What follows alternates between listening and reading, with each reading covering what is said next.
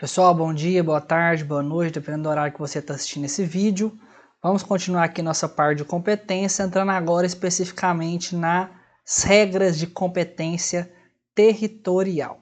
Pessoal, vou começar aqui pela regra geral. Ela é a mais fácil de entender.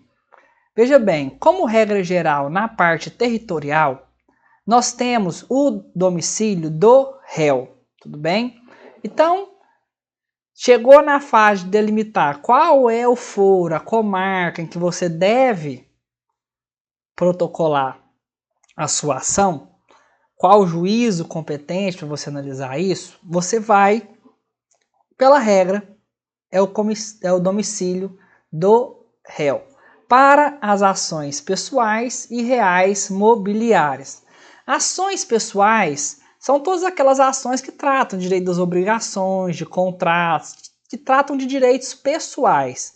Os direitos reais são os direitos sobre as coisas, que podem ser coisas móveis ou imóveis. Então aqui entra os direitos reais sobre coisas móveis, mobiliárias, coisas móveis, imobiliárias, coisas imóveis. Aqui precisa ter um pouco de conhecimento daquela classificação da parte geral do Código Civil, né, que trata lá da classificação das coisas, e aí a gente vai precisar um pouco desse conhecimento aqui.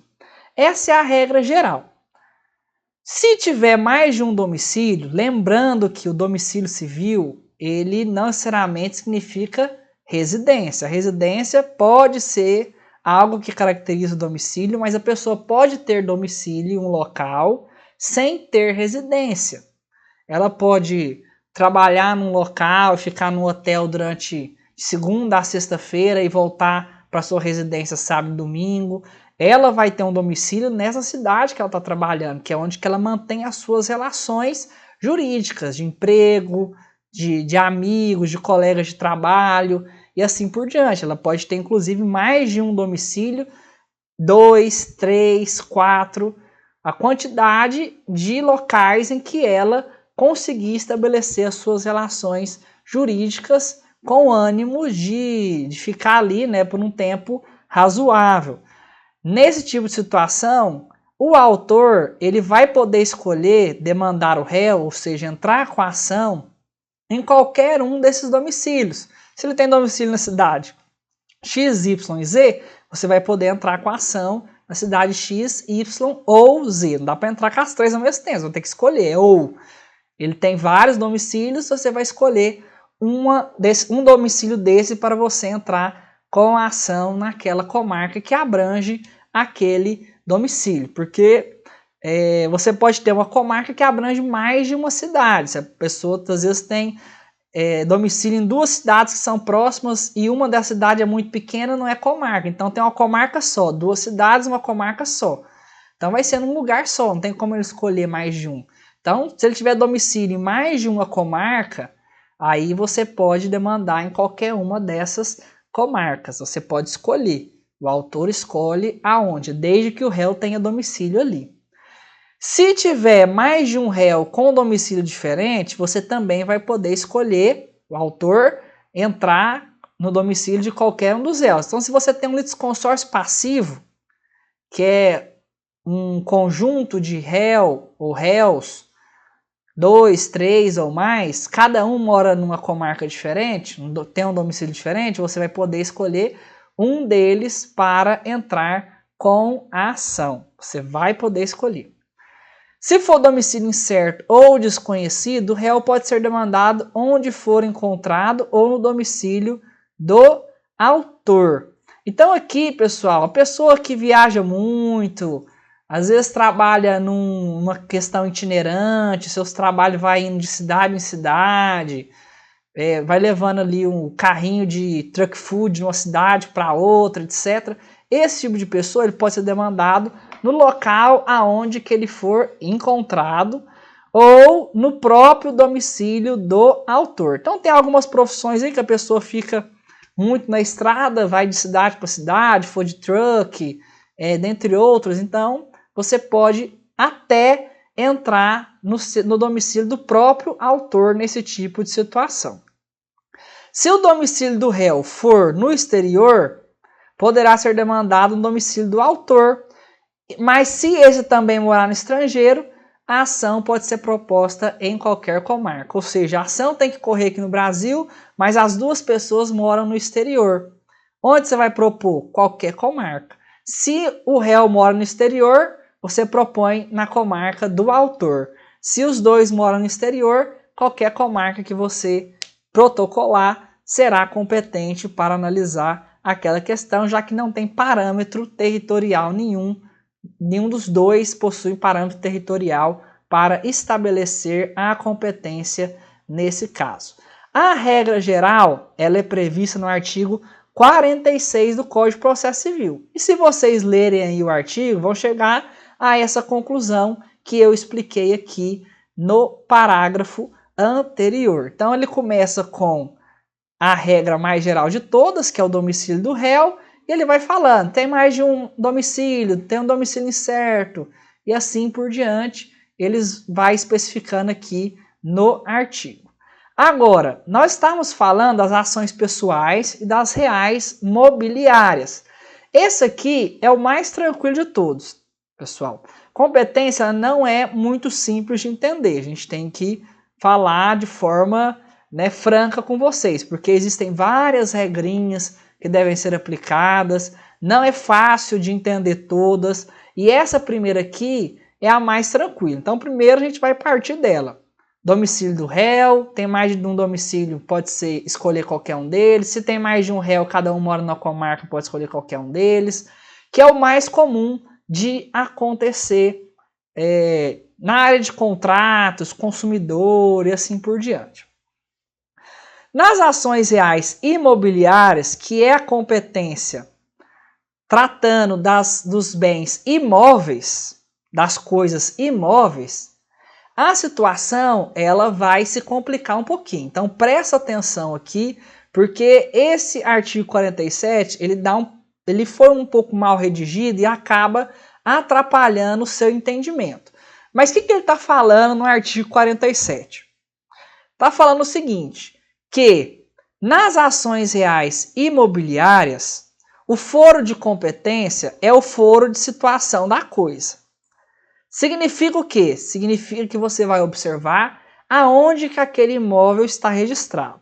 Se o imóvel está registrado na comarca X, então você vai entrar com a ação na comarca X. Se está registrado na comarca Y, você vai entrar com a ação na comarca Y. É isso que está falando aqui como regra geral, tudo bem?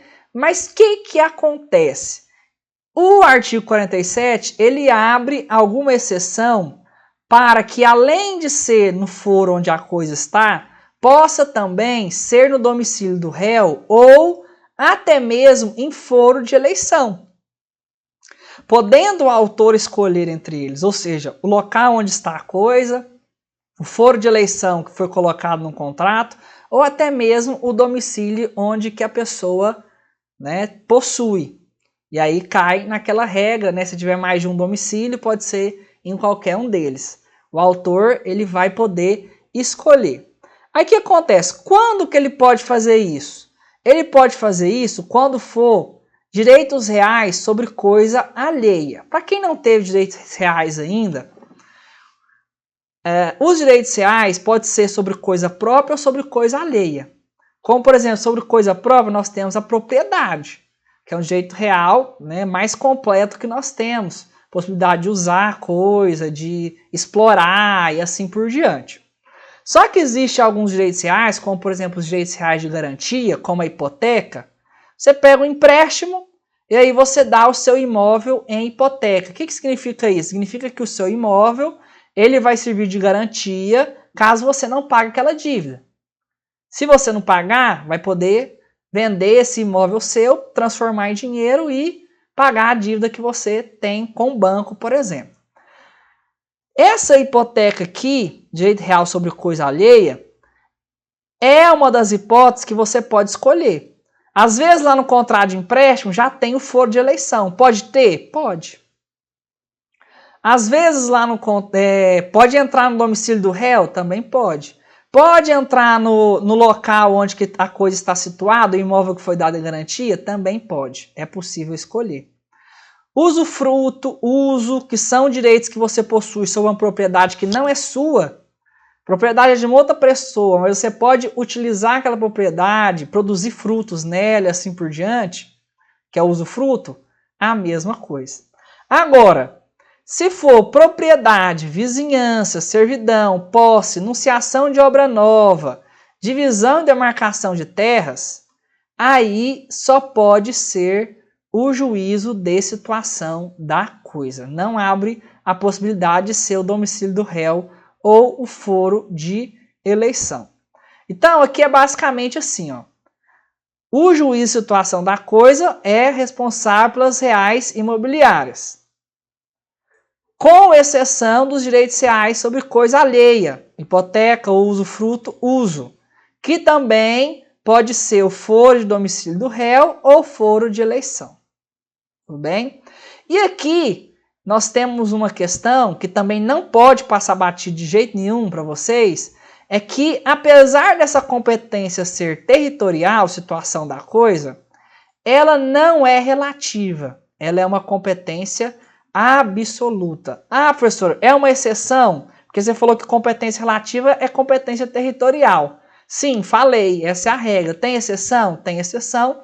Direitos reais, né, imóveis como propriedade, vizinhança, servidão, posse, enunciação de obra nova, divisão e demarcação de terras, tem competência territorial absoluta no foro de situação da coisa. Só pode ser lá, não pode ser no domicílio do réu, não pode escolher foro de eleição, só pode ser naquele local onde a coisa imóvel está registrada. Então fica aí essa exceção. Vocês sabem, no direito, vai fazer uma prova do OAB, vai fazer uma prova de concurso, o que eles gostam de cobrar são as exceções. Nesse caso aqui é uma competência territorial que é exceção. Tudo bem? Toda essa previsão aqui está no artigo 47, além do caput, parágrafo 1º e parágrafo 2º. Tudo bem? Quando a ação é contra incapaz, o foro de domicílio é o de seu representante. Seja ele de fato, seja ele de direito, já regularizado essa situação na justiça, como um guardião e assim por diante, é o foro domicílio do representante. Por quê? Porque é o representante que vai tomar atitudes para, obviamente, representar essa pessoa incapaz em juízo, contratando advogado, indo atrás de provas e assim por diante. Então, o foro de domicílio, ele é importante para o réu para facilitar a sua defesa no processo. É por isso que ele é a regra geral. E se você tem um incapaz, você também tem que facilitar a defesa dele no processo, que é justamente ser o domicílio do representante, porque é essa pessoa representante que vai fazer todas as práticas para apresentar essa defesa processual. Casos que envolvam entes públicos, como Estado, Distrito Federal ou União. O que vai acontecer, pessoal? Se a União for, Distrito Federal ou os demais estados forem autores, segue a regra geral, ou seja, competência do domicílio do réu. Se o réu tiver mais de um domicílio, pode escolher qualquer um deles. Se for incerto ou desconhecido, pode ser onde for encontrado e assim por diante. Segue a regra geral. A questão aqui que o Código traz, no artigo 51 e artigo 52, é no caso do Estado. O Estado que eu estou falando aqui são os Estados membros. São Paulo, Minas, Rio de Janeiro, Goiás e assim por diante. Se for réu, a gente vai poder escolher o local aonde demandar esse ente público. Pode ser no domicílio do autor. Se for, por exemplo, um ato ilícito, no local de ocorrência do fato, no foro de situação da coisa, né? E se for no Distrito Federal, ou se for a União, você pode escolher o Distrito Federal, que é a capital federal, e se for no Estado, você pode escolher também a capital daquele Estado. Então vamos lá. Aqui nós temos uma coisa que eu coloquei aqui mais para frente, mas eu acho que eu vou adiantar um pouco. Veja bem. Várias dessas hipóteses que eu trabalhei aqui, avança um pouquinho no material, são aquilo que a doutrina tem denominado de fórum shopping. O que é isso? São hipóteses em que o autor ele pode escolher, dentre vários domicílios, qual aquele que ele vai demandar. Entre várias hipóteses, qual aquele que ele vai demandar. Essa questão da união dos estados é uma dessas hipóteses. Fora o shopping, justamente porque você entra no shopping, você tem muitas coisas ali para comprar, para escolher, várias lojas de departamento, de roupa, de produtos eletrônicos, assim por diante. Aqui também é a mesma coisa, é o mesmo sentido. Você pode escolher entre vários, que você vai olhar ali e pensar, vou demandar aqui nesse local. Isso é uma opção do autor, fora o shopping. Só que acontece, existe a necessidade apenas de coibir o abuso do direito do autor em escolher esse local para demandar o réu. Se ele faz isso de forma deliberada, de má fé, para prejudicar o réu, aí você pode ter uma incompetência que reconhece o abuso do direito do autor em demandar o réu naquela localidade. Tudo bem? Mas via de regra o autor pode escolher, é o fórum shopping. Vamos voltar aqui então.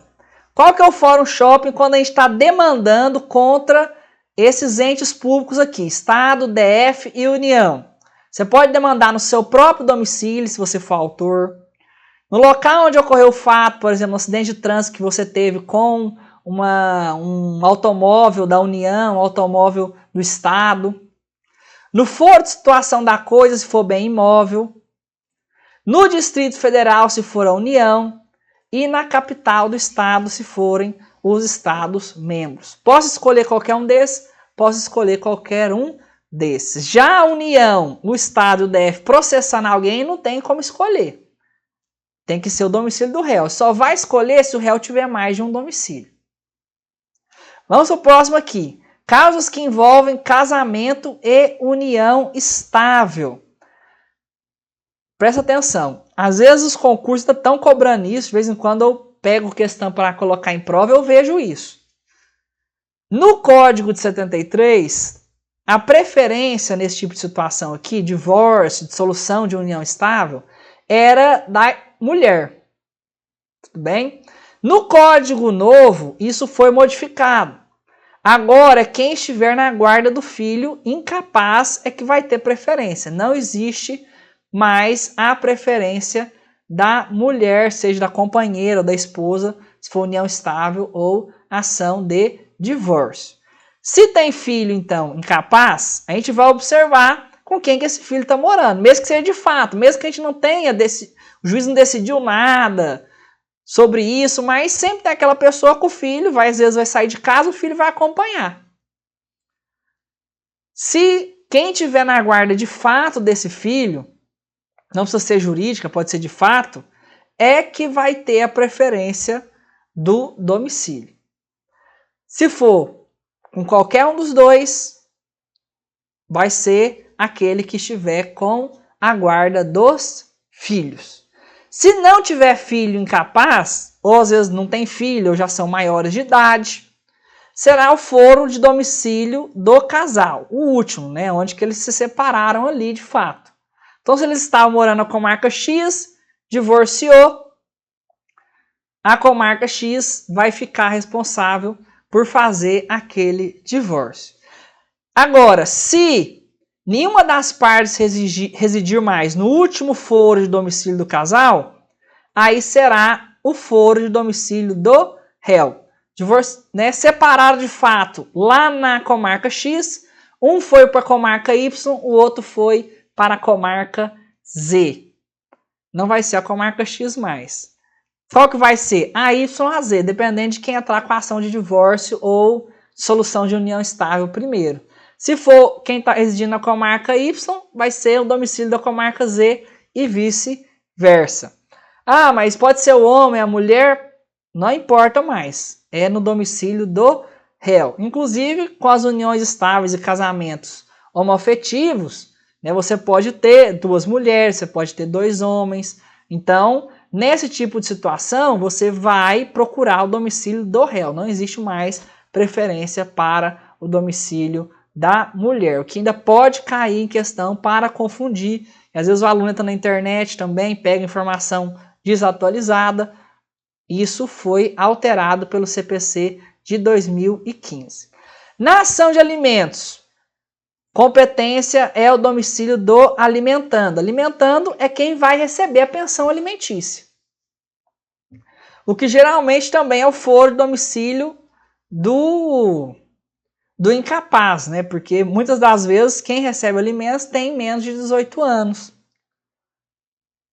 Mas mesmo após os 18 anos, essa regra aqui fica valendo. Então, se o filho passou lá 21, 22, formou na faculdade, o pai quer pedir uma exoneração da pensão alimentícia, ele quer parar de pagar a pensão alimentícia, porque o filho já está trabalhando, já formou na faculdade e assim por diante. Onde que ele vai entrar? Domicílio do alimentando. Ah, mas ele já é maior de idade, não importa. A regra que aplica aqui não é ação contra incapaz. É ação de alimentos, seja para conceder, para ofertar ou para exonerar, que é para parar de pagar. For domicílio alimentando. Mesmo quando vier acumulado com investigação de paternidade. Se o alimentando for o autor da ação, ele que está pedindo a pensão, ele vai ser no domicílio dele, no domicílio do autor. Ah, mas não sabe se a pessoa é o pai ainda, então tem que fazer o DNA antes, tem que fazer uma investigação de paternidade. Mas tem pedido de alimentos juntos? Tem, então domicílio alimentando, não é o domicílio do réu, que geralmente é o autor dessas ações. Geralmente, porque a ação de oferta de alimentos é quem quer pagar os alimentos que vai ofertar para quem precisa receber. Aí quem vai ofertar é o autor. Ele vai ter que propor no domicílio alimentando também, seguindo a regra aqui. Então serve para quem está pedindo, para quem está ofertando e também para quando for pedir a exoneração para acabar com o pagamento da pensão alimentícia. Todas essas previsões aqui estão entre os artigos 50, 51, 52. Eu não vou ler aqui porque está tudo explicado, é só a leitura dos artigos mesmo, porque a gente vai precisar ler esse próximo artigo aqui, que é o artigo 53. O artigo 53, ele traz diversas regras de competência territorial para questões específicas. E aí, eu coloquei aqui, ó, na prática, deve-se observar primeiro este artigo antes de analisar a regra. Veja bem, a regra geral, ela é subsidiária. Antes de você chegar naquela regra geral de domicílio do réu, que apesar de ser a mais utilizada, é também subsidiária. E aí a gente precisa primeiro passar para analisar se não é caso de competência especial de território, como uma ação de alimentos e assim por diante. Então, primeiro você precisa analisar o 50, o 51, o 52 e o 53. Não encaixou seu caso em nenhum dos que apareceram aqui, aí a gente volta lá na regra do domicílio.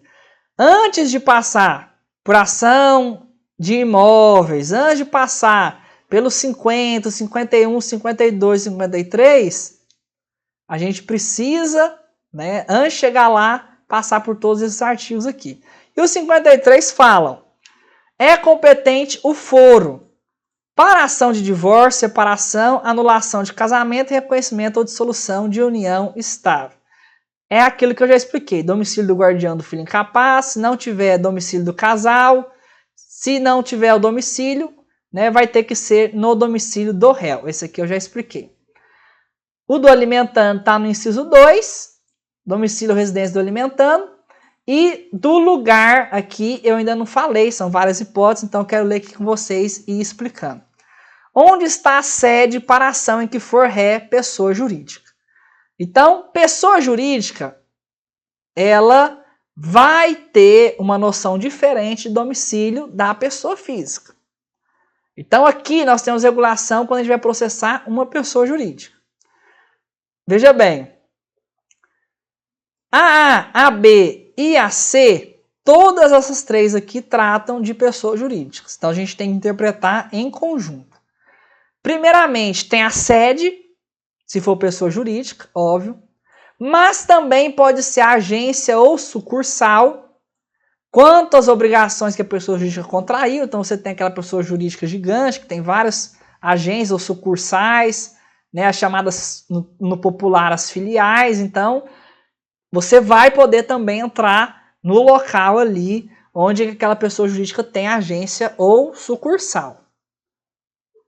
Pode escolher, tá? Pode escolher. Onde exerce suas atividades para ação que for sociedade ou associação sem personalidade jurídica. Aqui, essa última hipótese aqui, são para os entes despersonalizados, como o condomínio, a massa falida, dentre outros entes que possuem personalidade jurídica processual, mas não tem personalidade jurídica civil.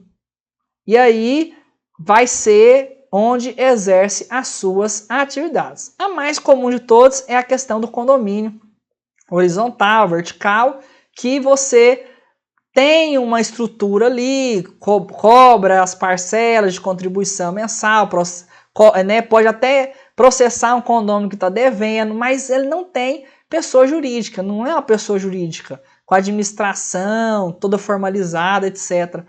Até existe alguns estudos que falam, gente, não tem por que o condomínio não ser pessoa jurídica ainda. Eu até concordo. Não sei por que o direito civil ainda se apega a essa tradição de deixar condomínio como se não for pessoa jurídica, sendo que tem toda uma estrutura de personalidade jurídica, com administração, com tudo, conselho fiscal, etc., mas não tem personalidade jurídica. Precisa dar uma mudada nisso aí, mas enquanto não mudar, onde exerce as suas atividades, tudo bem? Na questão das obrigações, onde a obrigação deve ser satisfeita para a ação que lhe exigir o cumprimento. Aqui tem uma questão interessante sobre o cheque. Eu tenho um cheque aqui e aí eu preciso executar esse cheque, eu preciso cobrar, pedir o cumprimento desse cheque na justiça. Onde que eu vou entrar com a ação? No domicílio do devedor.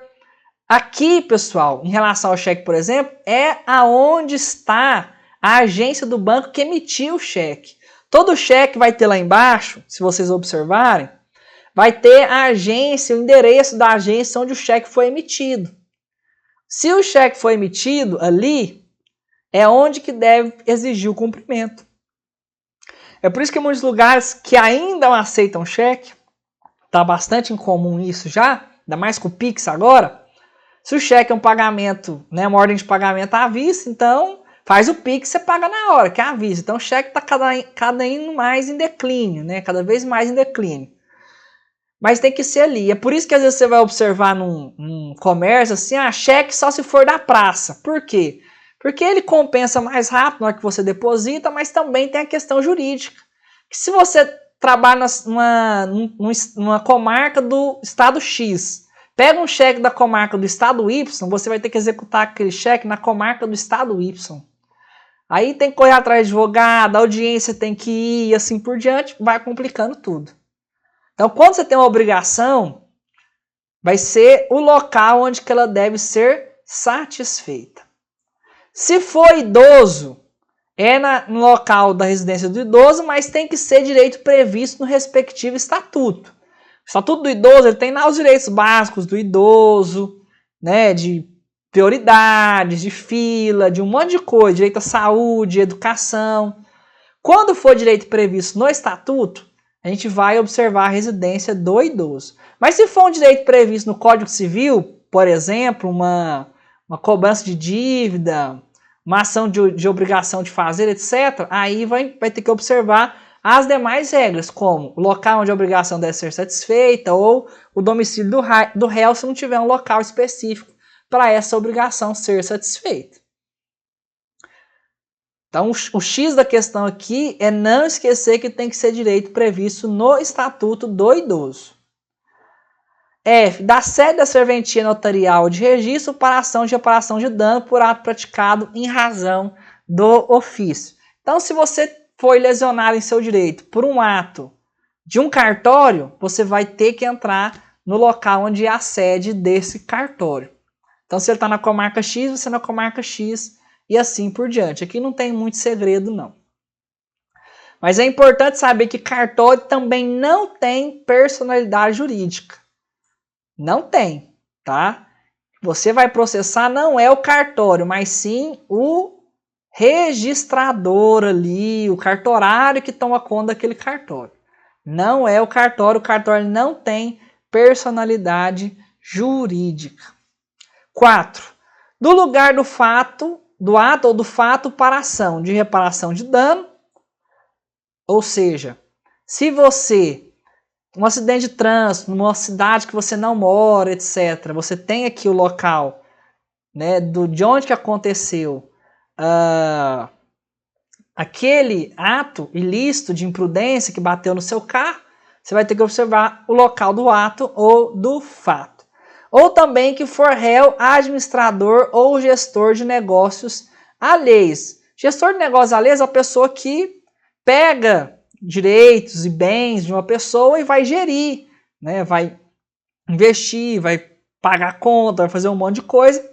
Essa pessoa tem que prestar contas, ela não pode, obviamente, se apropriar indevidamente desse valor que ela está administrando. Se tiver alguma coisa ali para cobrar, também do local do ato ou do fato. E por fim, que eu sei que é cansativa essa parte de competência territorial, de domicílio do autor ou do local do fato para ação de reparação de dano sofrido em razão de delito ou acidente de veículos, inclusive aeronaves. Então aqui também, né, traz específico, apesar de já poder estar incluso aqui no 4, a linha A, aqui também traz especificamente, né, a questão do acidente, só que tem uma diferenciação. Além de ser o local do fato, pode ser também no domicílio do autor. Então, no caso de acidente, é possível um foro shopping ali, você ainda buscar o domicílio de quem está entrando com a ação. Geralmente é quem se sente prejudicado com a imprudência da outra pessoa e às vezes ela não mora naquele lugar. Inclusive aeronaves, isso aqui é importante porque tem aquela questão de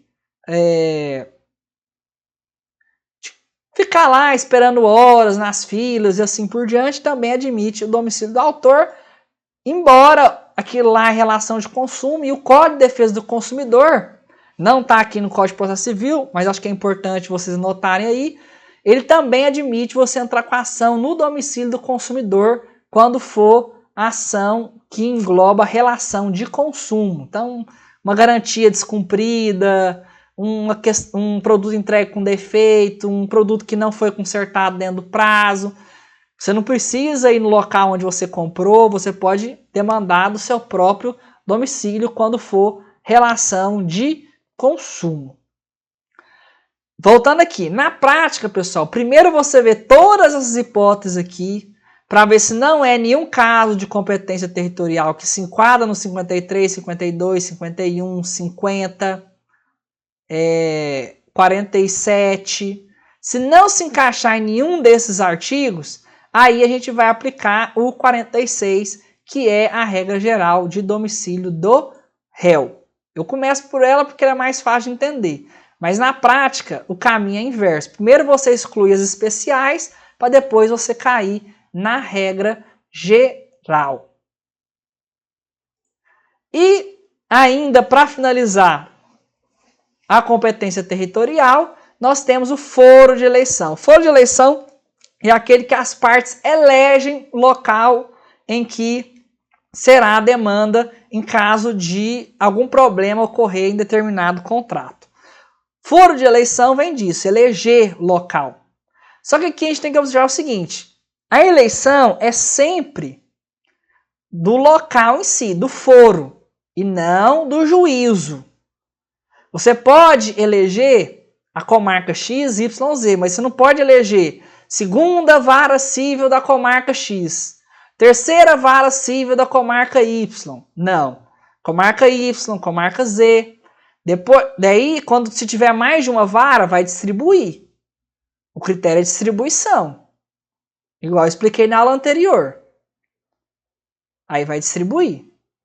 Agora, no foro de eleição, você pode escolher a comarca, onde pode ser mais tranquilo para as partes. discutir aquele contrato. Só que tem uma questão, esse foro de eleição, ele deve estar por escrito, não vale de boca, tudo bem?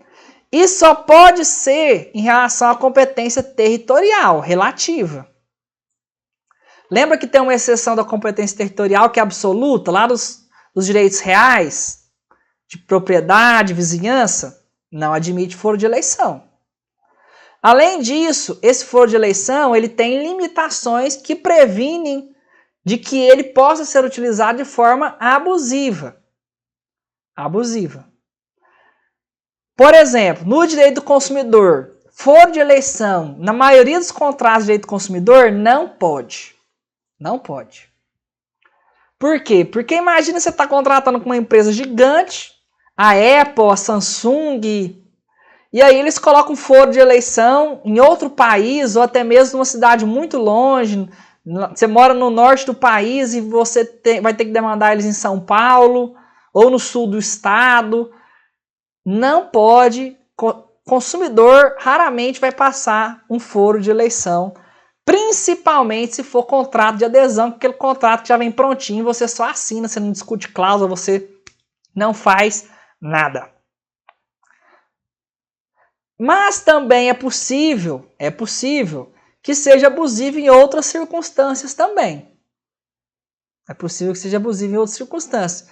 Quando a parte é muito vulnerável, a parte hipossuficiente, ela não vai ter condição de apresentar a defesa em outro lugar, foi considerado abusivo. A gente tem que observar, porque o abuso de direito ele vai gerar ilicitude também. O foro de eleição, como faz parte da competência territorial relativa, se o autor não obedecer o foro de eleição, ele tem até a contestação para alegar, assim como qualquer outra competência relativa. Se ele não alega na contestação, prorroga a competência. Não dá para alegar mais. A gente só sabe que só dá para alegar fora da contestação se a incompetência for absoluta, que não é o caso do foro de eleição, que é competência relativa. Então, o artigo 63 ele traz: as partes podem modificar a competência em razão do valor do território, elegendo foro onde será proposta a ação oriunda de direitos e obrigações, elegendo o foro, não o juízo. A eleição de foro só produz efeito quando constar de instrumento escrito. O foro contratual obriga os herdeiros e o juiz ele pode declarar ineficaz, inclusive de ofício, no caso de abusividade. Em caso de abuso, o juiz pode reconhecer de ofício.